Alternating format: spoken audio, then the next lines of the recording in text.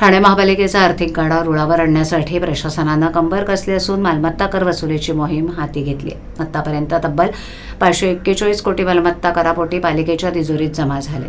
23 डिसेंबरपर्यंतच्या या वसुलीत अव्वल ठरलेल्या माजिवडा मानपाडा प्रभाग समितीनं 187.45 कोटी वसूल केले असून सर्वात कमी म्हणजेच 18.48 कोटींची वसुली मुंब्रा इथे झाली आहे. तर थकबाकीदारांनी कर भरावा यासाठी ठाणे महापालिकेनं फोन SMS द्वारे थकबाकी भरण्यासाठी केलेल्या आवाहनाचा सकारात्मक परिणाम झाल्याचं दिसून येत आहे.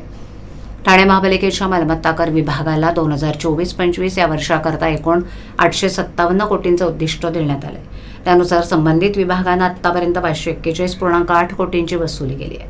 प्रशासनानं ठेवलेल्या उद्दिष्टांच्या ती 60% इतकी आहे. गतवर्षी याच कालावधीत 495.25 कोटींची वसुली करण्यात आली होती. मागील वर्षीच्या तुलनेत यंदा 45.83 कोटींची अधिकची वसुली आत्तापर्यंत झाली आहे. यंदा 6,13,000 ग्राहकांना बिलांचं वाटप झालंय. त्यातील 3,10,000 ग्राहकांनी मालमत्ता कराचा भरणा केलाय. 55% मालमत्ताधारकांनी ऑनलाईन भरणा केलाय.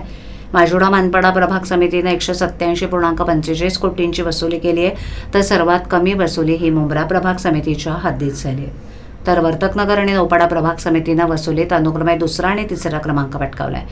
तर दुसरीकडे कळवा आणि वागळे स्ट्रीट या प्रभाग समितींना 20 कोटींचा पल्ला आत्तापर्यंत गाठता आलेला नाही.